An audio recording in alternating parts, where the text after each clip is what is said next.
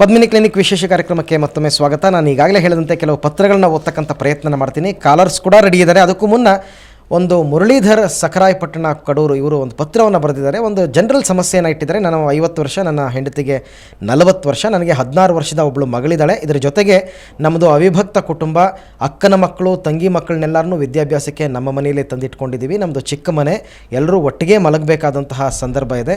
ಇಂಥ ಸಂದರ್ಭದಲ್ಲಿ ನಾವು ಲೈಂಗಿಕವಾಗಿ ಪರಸ್ಪರ ಕೂಡೋದಕ್ಕೆ ಸಾಧ್ಯ ಆಗ್ತಾ ಇಲ್ಲ. ಇದರಿಂದ ನನ್ನ ಹೆಂಡತಿನೂ ತುಂಬ ಖಿನ್ನಲಾಗಿದ್ದಾಳೆ. ಇಂಥ ಸಮಸ್ಯೆ ಇರ್ತಕ್ಕಂಥವರಿಗೆ ಏನು ಪರಿಹಾರ ಸೂಚಿಸ್ತೀರಾ ಅಂತ ಕೇಳಿದ್ದಾರೆ. ಇದು ತುಂಬ ಜನರ ಮನೆಯಲ್ಲಿ ಅಥವಾ ಬಹಳ ಹೆಚ್ಚಿಗೆ ಜಾಗ ಇಲ್ಲದೆ ಇರೋದು, ಒಂದೇ ಮನೇಲಿ ಒಂದೇ ರೂಮಲ್ಲಿ ಹಲವಾರು ಜನ ಇರೋ ಅಂಥದ್ದು, ಇದು ಬಹಳ ಸಮಸ್ಯೆ ಆಗತ್ತೆ ಬಹಳಷ್ಟು ಜನರ ಮನೆಯಲ್ಲಿ.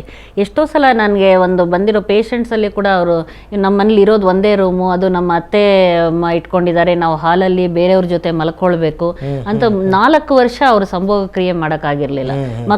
ಆಗಿಲ್ಲ ಅಂತ ಹೇಳಿಬಿಟ್ಟು ಅವರು ಬೆಳಗ್ಗೆ ಎಲ್ಲ ತುಂಬ ಜನ ಇರ್ತಾರೆ, ರಾತ್ರಿ ಎಲ್ಲ ಜೊತೆ ನಾವು ಮಲ್ಕೊಳ್ಬೇಕು, ನಾವು ಯಾವ ರೀತಿ ಮಾಡಬೇಕು ಅಂತ ಹೇಳ್ಬಿಟ್ಟು ಇದು ನಿಜವಾದ ಒಂದು ಸಮಸ್ಯೆ ಆಗತ್ತೆ.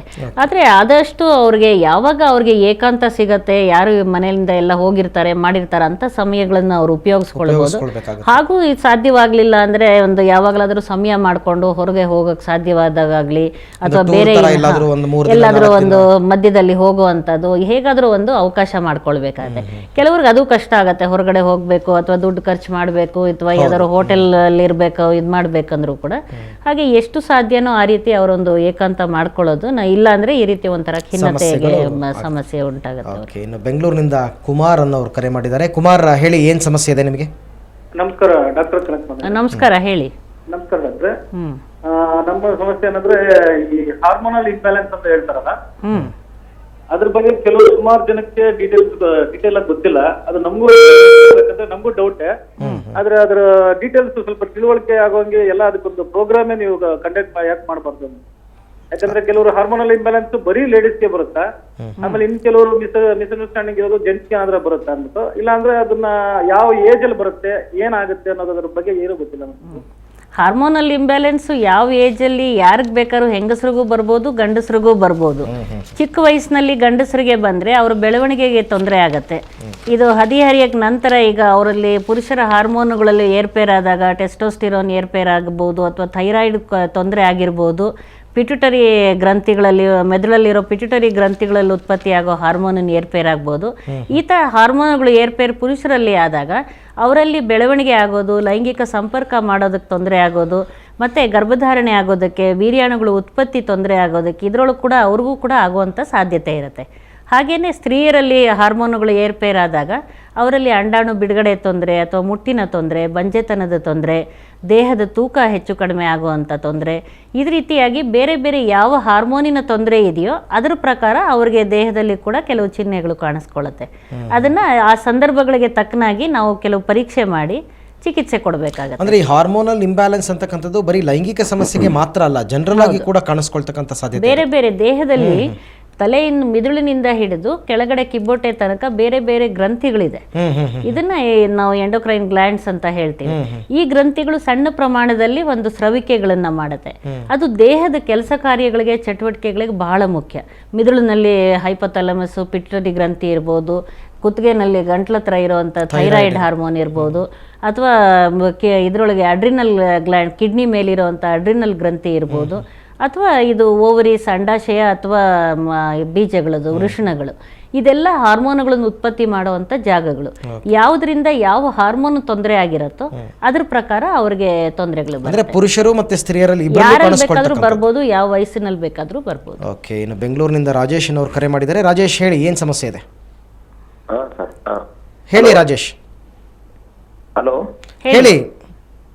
ಇವಾಗ ನಾನು ಮದುವೆಗೆ 4 ವರ್ಷ ಆಯ್ತು.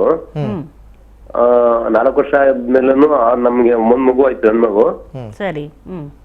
ಹಂಗಾಗಿ ನನ್ಗೆ ಮಗುವಾಗಿ 2 ವರ್ಷ 3 ವರ್ಷ ಆಯ್ತು. ಇವಾಗ ವೈಫ್ಗೆ, ನಮ್ಮ ವೈಫ್ ಬಂದ್ಬಿಟ್ಟು ಆ ಲೈಂಗಿಕ ಏನಂದ್ರೆ ಅವ್ರಿಗೆ ಅದು ಇಷ್ಟನೇ ಇಲ್ಲ, ಕಂಟ್ರೋಲ್ ಜಾಸ್ತಿ ಮಾಡ್ತಾ ಇದ್ದಾರೆ. ಸರಿ, ಅವ್ರಿಗೆ ಯಾತಕ್ಕೋಸ್ಕರ ಇಷ್ಟ ಇಲ್ಲ ಅನ್ನೋದನ್ನ ಕಂಡುಹಿಡ್ಕೊಳ್ಬೇಕಾಗತ್ತೆ. ಇಷ್ಟ ಇಲ್ಲ ಅನ್ಬೇಕಾದ್ರೆ ಅದಕ್ಕೆ ಹಲವಾರು ಕಾರಣಗಳಿರುತ್ತೆ. ಅವ್ರಿಗೆ ಮನೆ ತುಂಬ ಕೆಲಸ ಇದ್ದು ಸುಸ್ತಾಗಿ ಅವ್ರಿಗೆ ರಾತ್ರಿ ಸಹಕರಿಸೋಕ್ಕಾಗದೇ ಇರ್ಬೋದು, ಅಥವಾ ನಿಮ್ಮಿಬ್ಬರ ಮಧ್ಯದಲ್ಲಿ ಎಲ್ಲ ನಿಮ್ಮ ಒಳ್ಳೆ ಸಂಬಂಧ ಇದೆಯಾ, ಚೆನ್ನಾಗಿ ನೋಡ್ಕೋತೀರಾ ನಿಮ್ಮ ಪತ್ನಿನ? ಹೌದು ಹೌದು. ಅದೆಲ್ಲ ನೀವೆಷ್ಟು ಪ್ರೀತಿ ವಿಶ್ವಾಸ ಇರ್ತೀರಾ ಇದರಿಂದ ಒಳ್ಳೆ ಅಂತಕ್ಕಂಥದ್ರ ಮೇಲೆ ರೀತಿನಲ್ಲಿ ಹೋಗುತ್ತೆ. ನೀವು ನೋಡ್ಕೊಳ್ತೀರೋ ಅದಷ್ಟು ನಿಮ್ಗೆ ವಾಪಸ್ ಬರುತ್ತೆ. ಇಲ್ಲ ಮತ್ತೆ ಬೇರೆ ಅವ್ರಿಗೆ ತೊಂದರೆ ಕೊಡೋದು ಅನ್ನೋದು ಏನಿಲ್ಲ ಅವ್ರಿಗೆ. ಓಕೆ, ಸುಮ್ಮನೆ ಕೇಳಿದೆ ನಾನು ಯಾವ ರೀತಿ, ಯಾಕಂದರೆ ಸಂಬಂಧಗಳು ಇಂಟರ್ಪರ್ಸನಲ್ ರಿಲೇಷನ್ಶಿಪ್ ಅನ್ನೋದು ತುಂಬ ಮುಖ್ಯ ಆಗುತ್ತೆ ಅನ್ನೋದಕ್ಕೆ ನಾನು ಹೇಳಿದ್ದು. ಅಂದರೆ ಸಹಜವಾಗಿ ಕೆಲವರಿಗೆ ಒಂದು ಆಸಕ್ತಿ ಕೊರತೆ ಇರುತ್ತೆ, ಮತ್ತು ಈ ಆಸಕ್ತಿ ಕೊರತೆ ಇರೋದಕ್ಕೆ ಅದೇ ಇವಾಗ ತಾನೇ ಹಾರ್ಮೋನುಗಳ ಬಗ್ಗೆ ಎಲ್ಲ ಮಾತಾಡ್ತಾ ಇದ್ವಿ. ಕೆಲವು ಹಾರ್ಮೋನುಗಳು ಕೊರತೆ ಇದ್ದಾಗಲೂ ಕೂಡ ಆಸಕ್ತಿ ಕೊರತೆ ಆಗ್ಬೋದು. ಒಂದ್ಸಲ ಪರೀಕ್ಷೆ ಮಾಡಿಸಿ, ನೀವು ಒಂದು ಗೈನಕಾಲಜಿಸ್ಟ್ ಹತ್ರ ಎಲ್ಲ ಪರೀಕ್ಷೆ ಮಾಡಿಸಿ ಯಾವ ಕಾರಣಕ್ಕೆ ಏನಾದರೂ ತೊಂದರೆ ಇದೆ ಅಂದರೆ ಇಬ್ರಿಗೂ ಒಂದು ಆಪ್ತ ಸಮಾಲೋಚನೆ ಮಾಡಿದಾಗ ಅವ್ರಿಗೂ ಕೂಡ ಯಾತಕ್ಕೆ ಆಸಕ್ತಿ ಕೊರತೆ ಇದೆ ನೋಡಿ ಅದಕ್ಕೆ ಚಿಕಿತ್ಸೆ ಕೊಡೋಕ್ಕೆ ಸಾಧ್ಯವಾಗುತ್ತೆ. ಓಕೆ, ಇನ್ನು ಮತ್ತೊಂದು ಪತ್ರವನ್ನು ಓದೋದಕ್ಕೆ ಇಷ್ಟಪಡ್ತೀನಿ.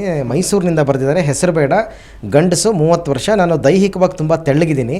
ನನ್ನ ಸಣ್ಣ ವಯಸ್ಸಿನ ಕೆಲವು ಘಟನೆಗಳಿಂದಾಗಿ ನಾನು ಸಲಿಂಗ ಕಾಮಕ್ಕೆ ಚಟ ಮಾಡ್ಕೊಂಡಿದ್ದೀನಿ. ನಾನು ಸಲಿಂಗ ಕಾಮ ಕ್ರಿಯೆಯಲ್ಲಿದ್ದಾಗ ಉದ್ರೇಕ, ನಿಮಿರುವಿಕೆ ಹಾಗೂ ಸ್ಖಲನ ಸರಿಯಾಗಿರುತ್ತೆ. ಆದರೆ ಸ್ತ್ರೀಯರನ್ನು ಕಂಡಾಗ ಈ ಸ್ಥಿತಿ ಸಾಮಾನ್ಯವಾಗಿರ್ತಾ ಇಲ್ಲ. ನನಗೆ ಶೀಘ್ರ ಸ್ಖಲನ ಆಗಿಬಿಡುತ್ತೆ. ನನಗೆ ಸ್ತ್ರೀಯರಿಗಿಂತಲೂ ಸಲಿಂಗ ಕಾಮವೇ ಇಷ್ಟ ಆಗ್ತಾ ಇದೆ. ನಾನು ಮದುವೆ ಆಗಬಹುದಾ ಬೇಡವಾ ಅಂತ ಕೇಳಿದ್ದಾರೆ.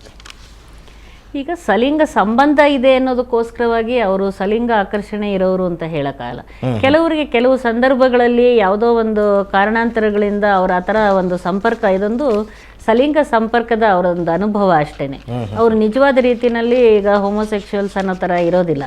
ಅಂಥವ್ರಿಗೆ ಈಗ ನಾವು ಸ್ತ್ರೀಯರಿಂದನೂ ಉದ್ರೇಕ ಆಗತ್ತೆ, ಅವ್ರಿಗೆ ಸ್ಖಲನ ಆಗತ್ತೆ ಇದೆಲ್ಲ ಅಂದರೆ ಅವ್ರಿಗೆ ಅವ್ರು ನಿಜವಾದ ಹೋಮೋಸೆಕ್ಷುವಲ್ ಅಲ್ಲ, ಅಥವಾ ಬೈಸೆಕ್ಷುವಲ್ ಇರ್ಬೋದು. ಅದರಿಂದ ಅವ್ರಿಗೆ ಒಂದು ಆಸಕ್ತಿ ಇದೆ, ಸ್ತ್ರೀಯರಲ್ಲಿ ಆಕರ್ಷಣೆ ಇದೆ, ಮದುವೆ ಮಾಡ್ಕೊಳ್ಬೇಕು ಅನಿಸಿದೆ ಅಂದರೆ ಖಂಡಿತ ಮದುವೆ ಮಾಡ್ಕೊಳ್ಬೋದು. ಅಂದರೆ ಇವಾಗಿರೋ ಈ ಥರ ಒಂದು ಈ ಚಟ ಅಥವಾ ಈ ಅಪಾಯಕಾರಿ ಒಂದು ಲೈಂಗಿಕ ವರ್ತನೆನ ಅವರು ಬಿಡಬೇಕಾಗತ್ತೆ. ಅಂದರೆ ಈ ಸಲಿಂಗ ಕ್ರಮದಲ್ಲೇ ನನಗೆ ಹೆಚ್ಚು ತೃಪ್ತಿ ಅಂತ ಹೇಳ್ತಾರಲ್ಲ, ಅದಕ್ಕೇನು ಹೇಳಿ? ಅದು ಯಾವುದಾದ್ರೂ ಒಂದು ಆರಿಸ್ಕೊಳ್ಬೇಕಾಗತ್ತೆ. ಯಾಕಂದ್ರೆ ಈಗ ಒಂದು ಅವ್ರು ಮದುವೆ ಮಾಡಿಕೊಂಡು ಅವರ ಹೆಂಡತಿಗೆ ಅವರು ಅನ್ಯಾಯ ಮಾಡೋದಕ್ಕಾಗೋದಿಲ್ಲ.